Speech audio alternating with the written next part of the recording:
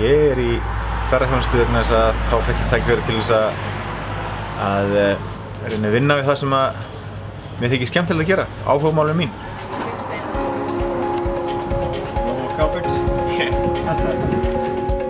Svo fékk ég tækifæri á því að kaupa fyrirtæki sem ég á í dag og greip tækifærið. Þannig að maður er svona í fjölbreyttum ferðum og getur svona ráðið sjálfur hvernig ferðin maður hefur eftir bara hvað maður finnst sjálfum í rauninni skemmtilegt að gera. Ég get ekki sem ég gera annað sko, mér finnst þetta alveg frábært að vera í þessu.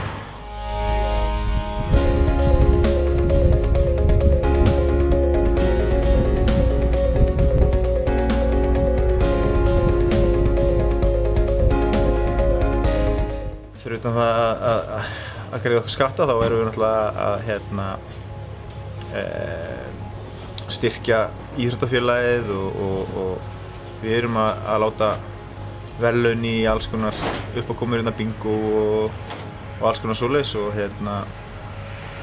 við svona reynum að styrkja það sem er í gangi hverju sinni, hvort sem íþróttafélagið er með eitthvað í gangi eða aðrir. Við reynum svona að taka þátt í því og gera fólki kleift að gera það sem gera eitthvað sniðugt í samfélaginu.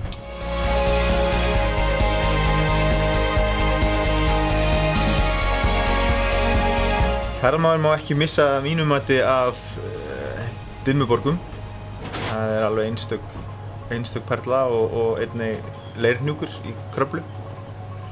En svo eru líka kannski svona leynda perlur eins og Seljahjallagil og Jarbasól sem er náttúrulega sem fólk veit minna af en eru alveg gjörsamlega frábærar staðir til að heimsækja hér.